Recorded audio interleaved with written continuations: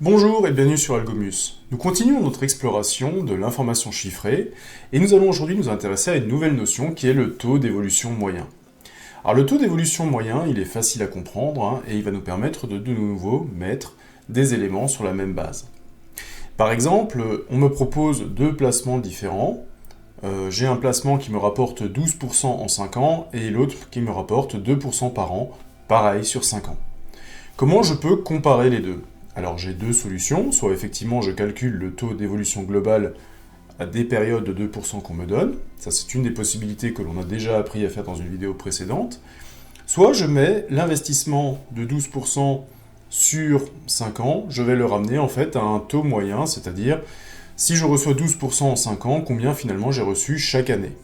Voilà, donc c'est les deux façons de faire, et c'est cette deuxième façon de faire en fait à laquelle nous allons nous attacher. Alors l'idée, elle est la suivante. Voilà. Je vais prendre tout simplement un petit dessin. Donc je pars d'une année de référence. Et en fait, cette année de référence, j'ai plusieurs années de suite sur lesquelles j'essaie de déterminer un résultat. Ok. Voilà, par exemple, j'ai 5 ans, j'ai 5 ans, donc j'ai 4 périodes de suite. Voilà. Alors moi, qu'est-ce que je connais ? Je sais comment je peux aller de la situation de départ, la première année en fait, directement à la situation finale. Ça, je connais en fait, c'est ce que l'on a appelé jusqu'à maintenant le taux d'évolution globale sur la période de 5 ans. Donc taux d'évolution globale. Alors dans mon cas ici, par exemple, c'est l'évolution qui est globale.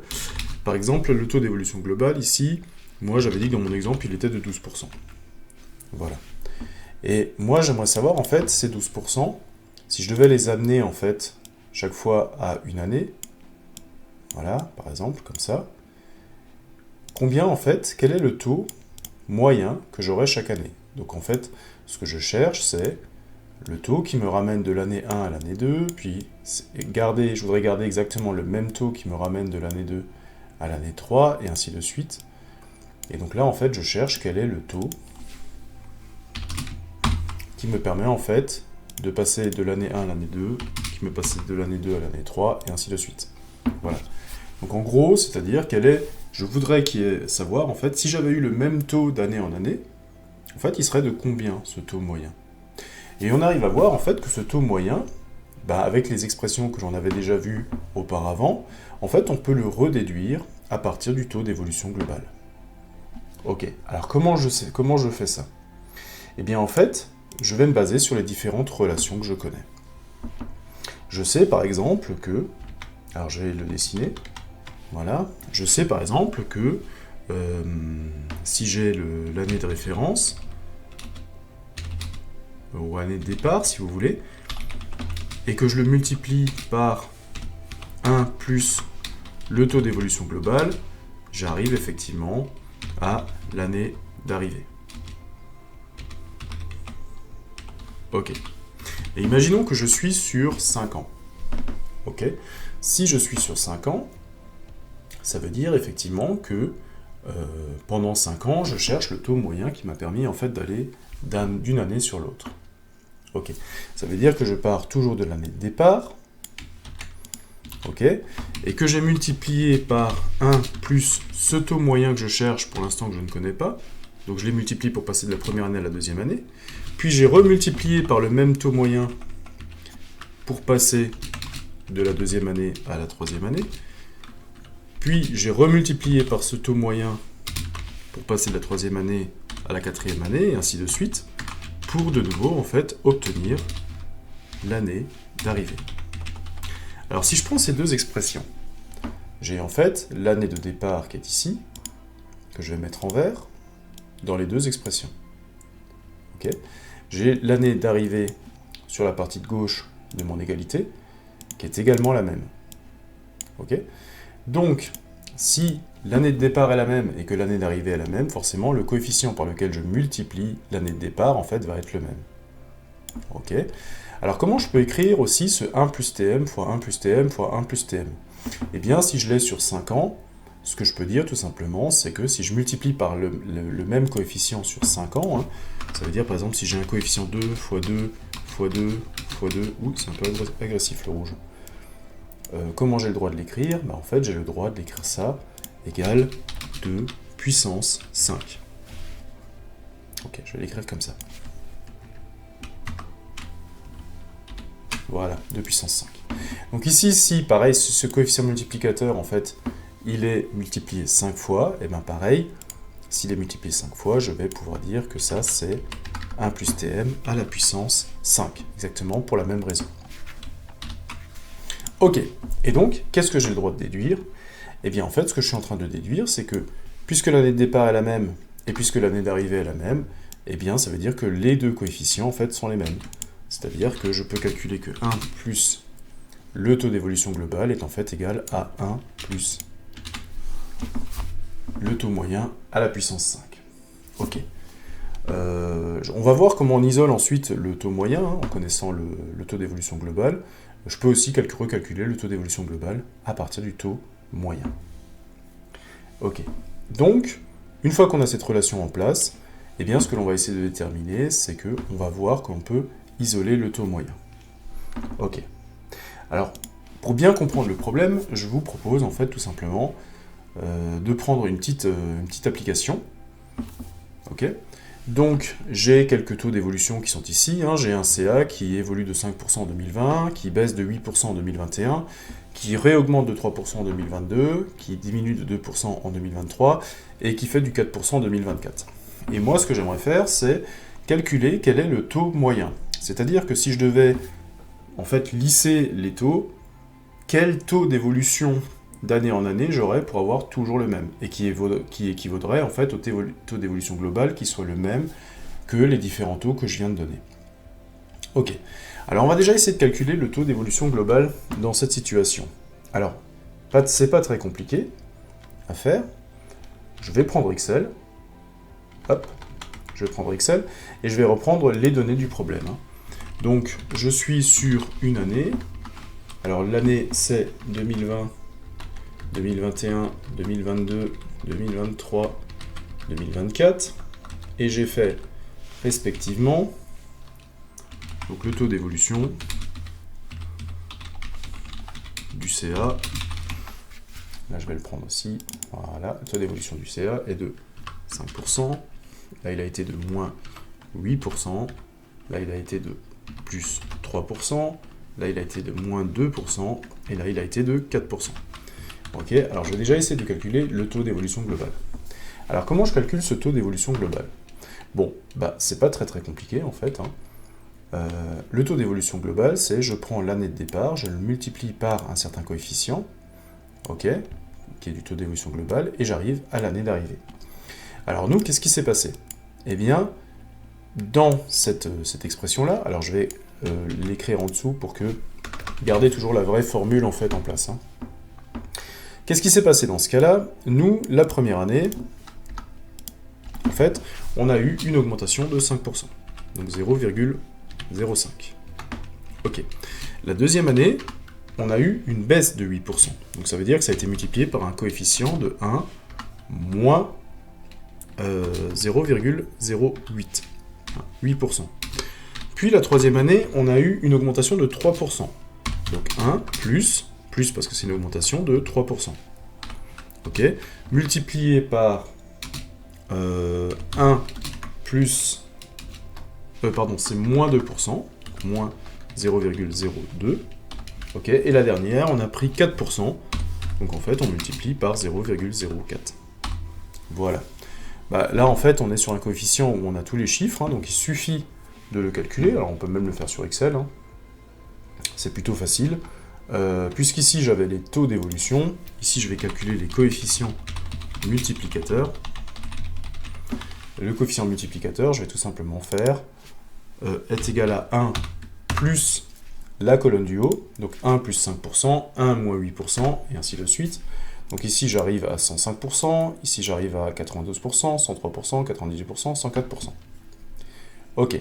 Et le taux d'évolution global, que je peux calculer ici, taux d'évolution globale, eh bien je fais tout simplement les 105% fois les 92 fois les 103 fois les 98 fois F4, voilà, plus les 104. Et j'ai donc un taux d'évolution de 101. Alors 101, il n'y a pas une grosse précision là-dessus. Je vais juste changer le format de cellule pour avoir plus de pourcents. Alors je vais mettre plutôt en standard, ok. Est-ce qu'il me le calcule? Ok, ça marche. Donc j'ai un coefficient 1,014, 0,836 et ainsi de suite. Ok, donc si je le remets donc si je l'ai en pourcentage, hein, ça veut tout simplement dire que les 101% correspondaient à 100 qui sont toujours encore le... Alors pardon, c'est pas le taux d'évolution hein, ici, hein. C'est 1 plus le taux d'évolution. Oula, c'est le coefficient multiplicateur. Si je veux calculer le taux d'évolution global, eh bien il faut que je prenne cette valeur et que j'enlève 1. Voilà, 0,14. Et si je le mets en pourcentage, je vais le mettre ici, format de cellule. Je vais le mettre en pourcentage et je vais essayer de mettre des décimales. Voilà, ça marche. Et donc le taux d'évolution globale, en fait, sur cette période est de 1,41%. Voilà, donc ça c'est ce que j'ai pris. Donc si je fais un gain de 5%, une perte de 8%, un gain de 3%, une perte de 2% et un gain de 4%, en fait c'est comme si j'avais fait 1,4, un taux d'évolution globale de 1,40 entre 2020 et 2024. Ok, maintenant en fait ce que j'aimerais faire, c'est que je voudrais calculer mon taux moyen, c'est-à-dire que je voudrais reprendre exactement ça, et là, à la place d'avoir des taux différents ici, je voudrais toujours avoir le même taux. Donc je voudrais avoir un taux moyen %, taux moyen %, taux moyen %, enfin taux moyen, hein, même. Hop, je voudrais avoir un taux moyen, taux moyen, taux moyen, taux moyen, taux moyen.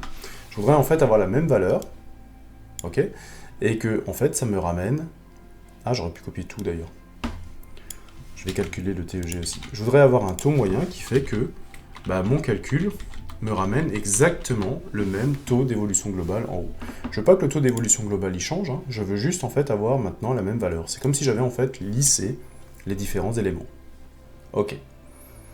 Alors comment je me débrouille? Bon, la première chose c'est que j'ai calculé le taux d'évolution globale.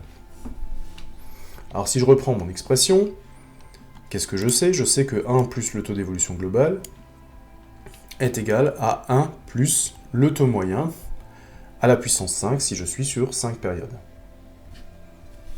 Ok, ça marche. Maintenant, le problème, c'est que il faudrait que j'arrive à isoler, en fait, mon taux moyen. Alors, comment je vais isoler mon taux moyen? Je vais de nouveau m'appuyer, en fait, sur la racine énième. Ok. L'idée, c'est que moi, mon taux d'évolution globale, je le connais. Donc ça, je connais. Je vais le mettre en vert. On est bon. Et la seule inconnue que j'ai, en fait, c'est le taux moyen. Alors maintenant, je vais essayer de l'isoler. Alors comment je peux l'isoler? Alors d'abord, il faut que je me débrouille en fait pour me débarrasser d'un côté, il faut que j'arrive à me débarrasser en fait de cette puissance 5. Alors, puisque j'ai mon taux d'évolution moyen, je vais déjà commencer par le mettre là-dedans. Mon taux d'évolution moyen, il est de quoi? Il est de, allez, je vais prendre 1,41. Je vais arrondir à 1,41.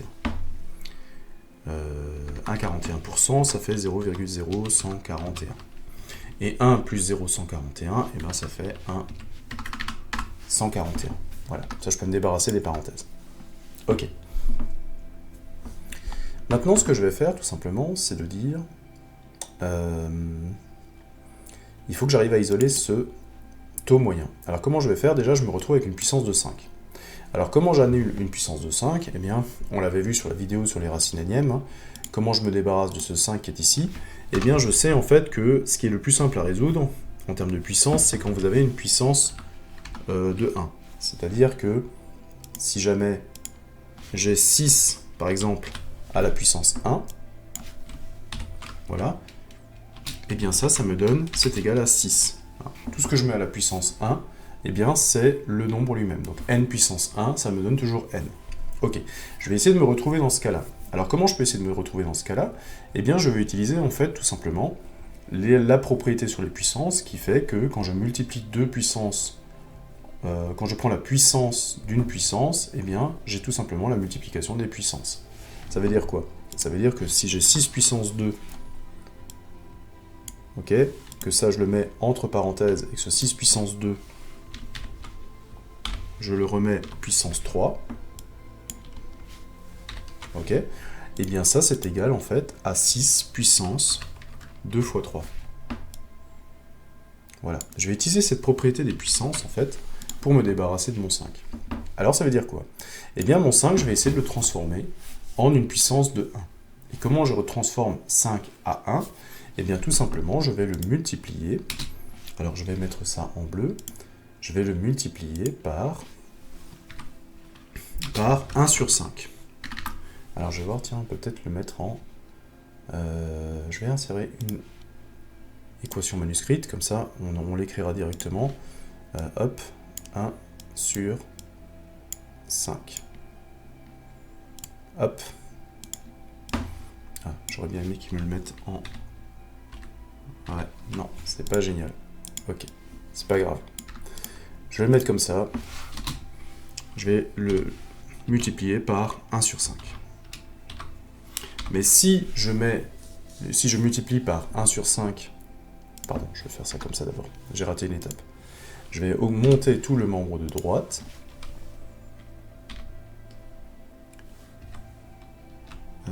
Je vais monter tout le membre de droite, en fait, à la puissance 1 sur 5. Et naturellement, ce que je fais à gauche, je le fais à droite.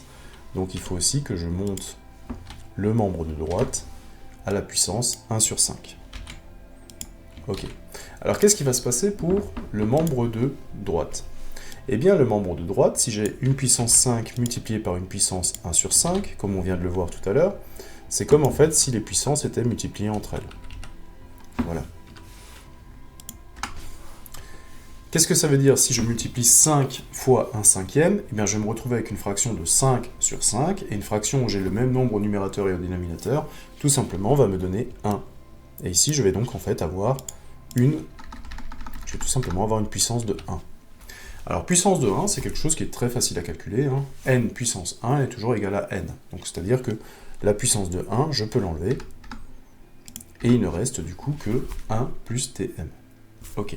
Alors, sur la partie de gauche, je connais, ça c'est une valeur chiffrée, ça, le 1 sur 5, c'est une valeur chiffrée aussi, et si je veux isoler maintenant encore Tm, eh bien, il me suffit de faire passer, d'enlever 1 au membre de droite, mais si j'enlève 1 au membre de droite, eh bien, il faut que j'enlève aussi 1 au membre de gauche. Voilà, on va essayer de faire ça. Je vais faire ça en encore une autre couleur, hein, je vais faire ça en rouge. J'enlève moins 1 de ce côté-là, mais il faut que je le fasse aussi du côté gauche, hein, puisque je suis toujours sur l'aspect d'une balance, hein, c'est-à-dire que les deux côtés de mon égalité doivent rester équilibrés, donc ce que je fais à gauche, je fais à droite, sinon je vais avoir un déséquilibre dans ma balance. Donc ici, je me retrouve avec plus 1, moins 1, donc 1 moins 1, eh bien il va rester juste le taux moyen, voilà, et de l'autre côté, eh bien je n'ai plus que des applications chiffrées. Et donc maintenant, je peux calculer Tm égale, hop, le taux moyen, il est égal à quoi? Eh bien tout simplement, je vais prendre ma calculatrice, ouais, ou je peux prendre Excel, hein, pour calculer ça. Donc j'ai le TEG qui est là, donc je vais prendre en plus la valeur d'Excel, hein, qui sera une valeur un peu plus approchée que l'arrondi que j'ai fait, ok, et je vais calculer en fait mon taux moyen. Alors le taux moyen, eh bien c'est égal à, c'est le taux d'évolution globale, qui est ici, hop, que je mets à la puissance 1 dit 1 sur 5, donc je vais aller dans ma formule, et là j'ai une fonction qui s'appelle puissance, donc je vais mettre ce H4 à une puissance 1 sur 5, voilà, tac, et il ne faut pas que j'oublie d'enlever 1.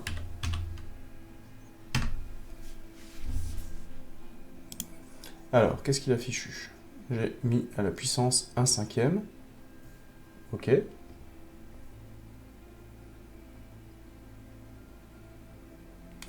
J'ai mis à la puissance 1 cinquième. Ah, c'est l'affichage en pourcent. Alors, attendez. Je vais enlever l'affichage en pourcent.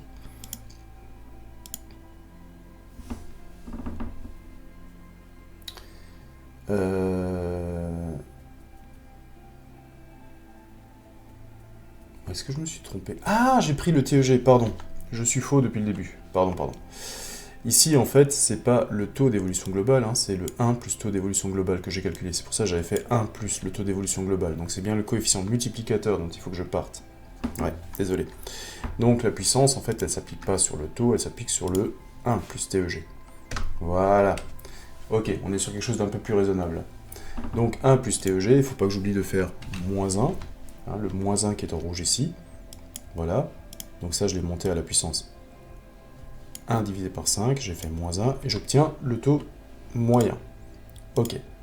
Donc le taux moyen, il est tout simplement de 0,002, et donc le taux moyen, il est de 0,28%. Est-ce que ça colle?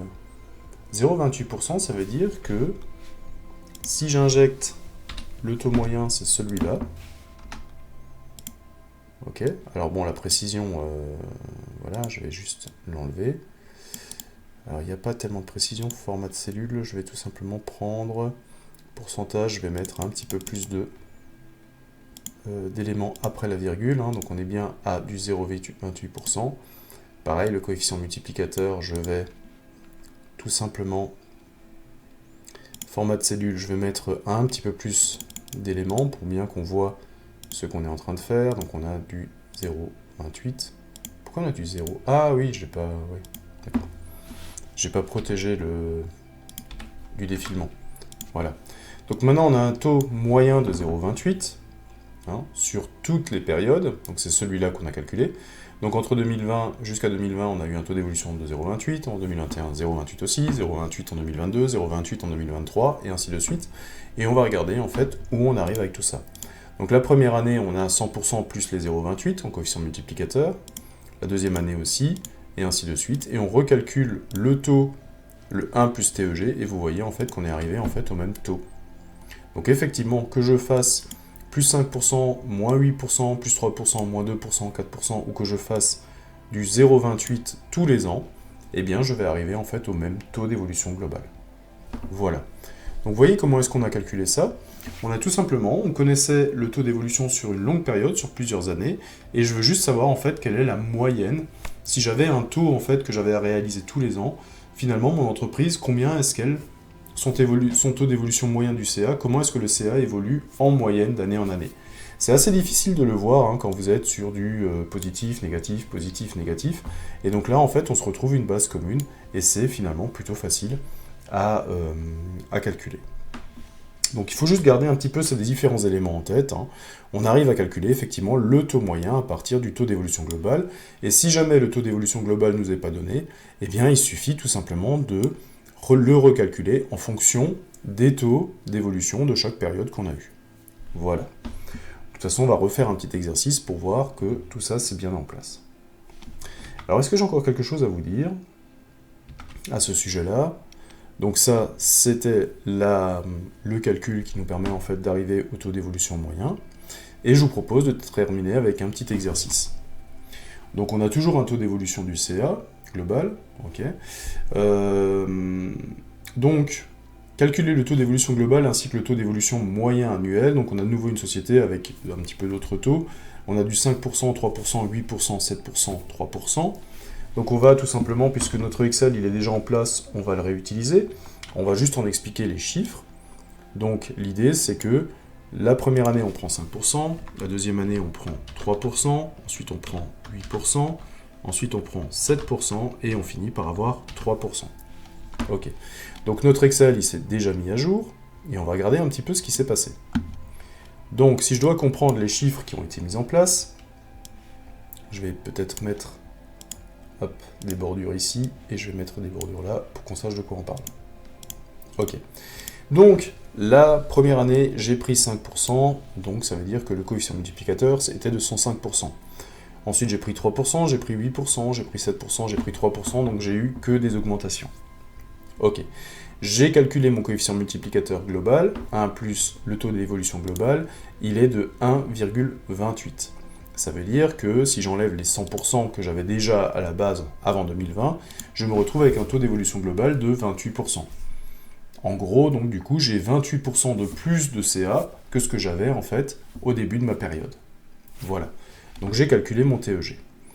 Et ensuite, qu'est-ce que j'ai fait? J'ai repris tout simplement ma petite formule qui était là.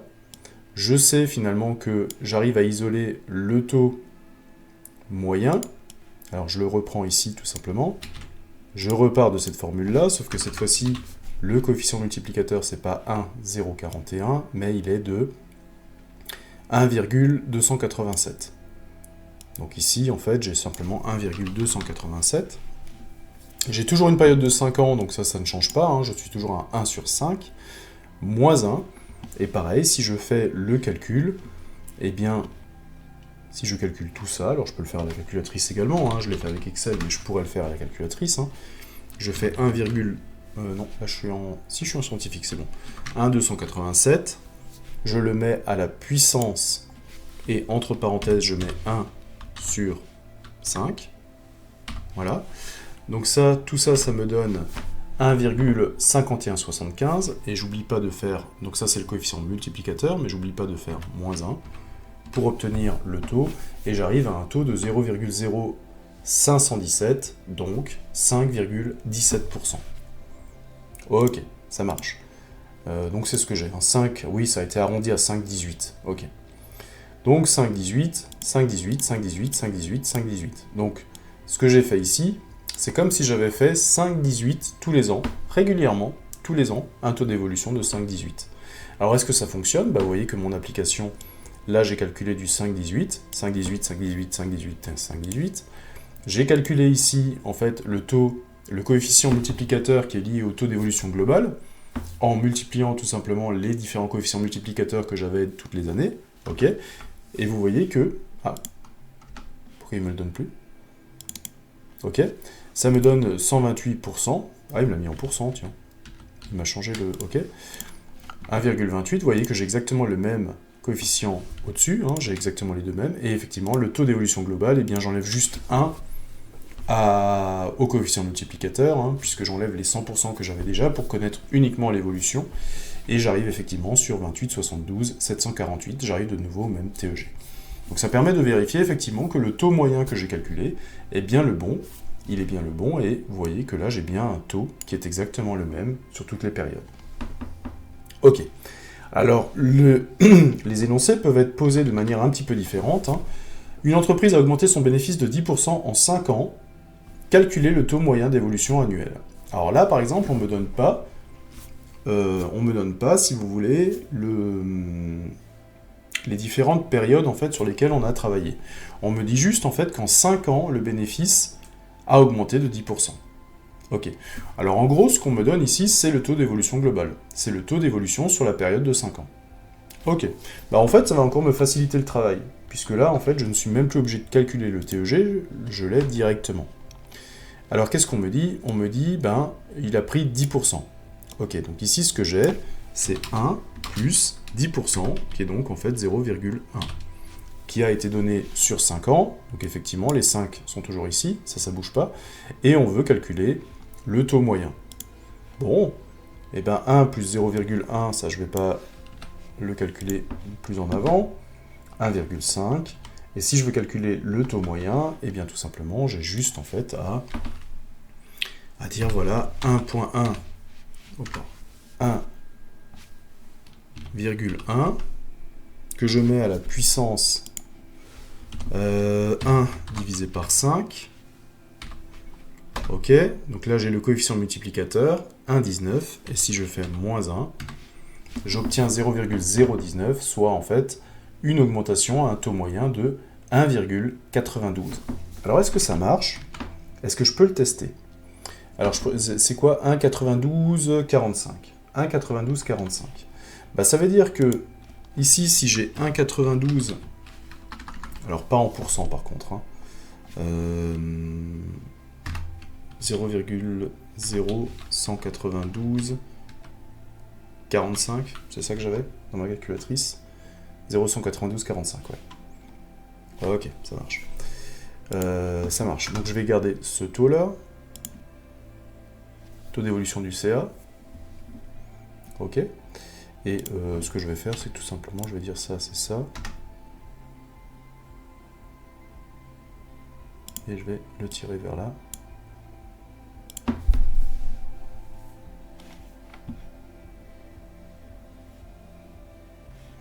Ah, il est en pourcent. Pardon, il est en pourcent. Donc, si je suis en pourcent, je suis à 1,9245%. Voilà. Quand même quelque chose qui clochait. Donc, le taux d'évolution du CA, j'avais pas vu qu'il était en pourcent dans la cellule. Donc, j'ai un taux d'évolution moyen de 1,9245% tous les ans. Donc, je l'ai sur la première période, deuxième période, troisième période, quatrième période, cinquième période. Ça veut dire que le coefficient multiplicateur est de 101,92. Je rajoute les 100% de la somme plus le taux d'évolution de 1,92. Et je calcule en fait le taux d'évolution global sur la période, le coefficient lié au taux d'évolution global sur la période. Et vous voyez que je suis à 1,10. Et si je calcule le taux d'évolution global, vous voyez que je suis à 10%. Alors il y a des problèmes d'arrondi, c'est pour ça que j'arrive à qu'il y a un 7 à 5 chiffres après la virgule. Mais vous voyez qu'on est assez proche quand même. 10%. En fait, ces 7-là viennent du fait qu'on a arrondi les 44, on les a arrondis à 45, et donc comme on a arrondi vers le haut, eh bien j'arrive en fait à quelque chose qui est plus grand que les 10% qui étaient prévus à la base. Voilà. Donc, ça marche, on arrive en fait à recalculer assez facilement un taux moyen. Ok. Maintenant, ce qu'on va faire, c'est que, qu'est-ce qui se passe si jamais tous mes taux sont négatifs ? Une entreprise qui a une baisse de son CA de 7% par an, alors attention, c'est une baisse du CA cette fois-ci, donc c'est moins 7%. Et encore une fois, je vais calculer le taux moyen d'évolution mensuelle. Ok. Donc elle a fait une baisse en un an, et je vais avoir le taux moyen d'évolution mensuelle. Alors comme il y a 12 mois dans une année, et que sur une année j'ai fait moins 7%, je vais calculer en fait combien j'ai fait de moins par mois. Ok. Alors qu'est-ce que ça va changer ? Eh bien ici, je vais avoir 1, moins, et j'ai perdu en fait 0,7. Alors 0,7, c'est le taux d'évolution global sur l'année. Ok. J'ai perdu 7% en un an, et je veux savoir par mois. Donc comme il y a 12 mois dans l'année, eh bien cette fois-ci, en fait, la puissance va être de 1 sur 12. C'est toujours 1 sur la période en fait que j'essaie d'analyser. Et donc mon taux moyen, eh bien je vais tout simplement le calculer de cette manière-là. Alors 1 moins 0,7, je vais tout de suite le remplacer par 0,93. 1,07, oui, voilà. Et donc, à la puissance 1 sur 12 et moins 1 pour avoir le taux moyen. Ok, on essaye, on va calculer ça. Donc ça me fait 0,93, que je monte à la puissance 1 sur 12. Voilà. Donc là, j'ai le coefficient qui est lié au taux d'évolution. Pardon, j'ai le coefficient multiplicateur qui est lié au taux moyen, et je vais faire moins 1, et je vais avoir en fait que j'ai fait du moins 0,006, donc ça veut dire que j'ai fait du moins 0,6% par mois. Ok, alors est-ce que ça fonctionne ? Là aussi, on va essayer de voir si ça marche. Alors cette fois-ci, je ne vais plus me faire avoir. Je vais reprendre mon Excel et j'oublie pas cette fois-ci que je suis en pourcentage. Donc cette fois-ci, je suis en moins 0,6. Alors je vais essayer d'être un petit peu plus précis. 6,0293. 6,0293. Voilà. Je le tire jusque là. Alors là, par contre, je suis sur 12 mois, je suis sur janvier, février. Ok, alors ça je vais l'enlever un petit peu, je vais le mettre un petit peu en bas. Voilà, donc je suis sur janvier, février. Hop, et je vais l'emmener jusqu'à décembre. Voilà. Hop, on va réaligner les colonnes, ça marche. Donc j'ai 0,693, 0,693, ça aussi je vais le tirer jusqu'à décembre, puisque j'ai le même taux. Quoi qu'il arrive, j'ai toujours la même baisse. Voilà. Le coefficient multiplicateur qui en est déduit, pareil, je vais le tirer jusque là. Voilà. Et je vais remettre mon taux d'évolution globale juste derrière. Voilà. Alors il faut que je refasse la formule, puisqu'effectivement, ma formule s'était arrêtée. Donc je vais tout simplement reprendre fois, et fois. Tac. Le TEG, voilà, lui il s'est remis automatiquement à jour. Donc on s'aperçoit effectivement que si j'ai 12 fois une baisse de 0,6% à peu près, j'en ai déduit des coefficients multiplicateurs, et en remultipliant les coefficients multiplicateurs entre eux sur la période de 12 mois, eh bien je récupère de nouveau le coefficient multiplicateur lié au taux d'évolution global, c'est-à-dire en fait 93%. 93%, c'est une baisse de 7%. C'est 100% moins 7, et bien ça fait 93. Voilà. Et donc ensuite j'enlève juste 1, et je me récupère effectivement un taux d'évolution globale de moins 6,999999%. On est donc très proche en fait des 7% qui sont donnés dans l'énoncé. Voilà. Donc cette technique en fait du calcul du taux moyen, elle me permet en fait plusieurs choses. Elle me permet soit de mettre deux problèmes sur la même base. Par exemple, je sais qu'un investissement par exemple fait du 2% par an pendant 5 ans et que l'autre me ramène 12% sur 5 ans, je peux ramener en fait ces 12% à un taux moyen pour vérifier en fait quel est le meilleur investissement que je fais. Si jamais j'ai mon entreprise qui a un bénéfice qui fluctue énormément, qui a des hausses, des baisses et ainsi de suite, eh bien je peux aussi remettre le taux d'évolution, je peux calculer le taux d'évolution moyen pour savoir en fait en moyenne chaque année quel est mon taux d'évolution. Donc en fait, ça permet de lisser les périodes où ça marche bien, les périodes où ça marche moins bien, et ça permet en fait d'avoir une continuité, de voir comment en moyenne en fait l'entreprise s'en sort. Et donc ça permet encore une fois peut-être de mettre des entreprises sur un pied d'égalité pour pouvoir les comparer entre elles. Voilà, en termes de résultats. Donc un outil supplémentaire, mais encore une fois, c'est basé sur plein de notions que l'on a vues déjà dans des vidéos précédentes, comme le taux d'évolution globale, comme les coefficients multiplicateurs. Une fois qu'on a compris les formules de base, en fait, il est très facile de revenir à un calcul où on isolerait en fait une autre donnée. On est toujours en fait pratiquement sur le même calcul quand on a compris le principe. Les différents énoncés qu'on vient de voir dans les différentes vidéos, eh bien c'est simplement le fait d'isoler un élément bien particulier. On n'a pas toujours les mêmes données, on cherche à calculer autre chose, mais en fait c'est toujours la même formule qui est derrière. Et une fois que l'on a compris ça finalement, eh bien on n'a pas grand chose à apprendre, on s'aperçoit que c'est simplement de la manipulation et des mathématiques. Voilà. Donc on termine le chapitre justement de l'information chiffrée. J'espère que vous avez appris les choses, que ça a clarifié certaines choses. Et donc on va continuer un petit peu dans les mathématiques financières avec d'autres sujets qui nous attendent. À bientôt!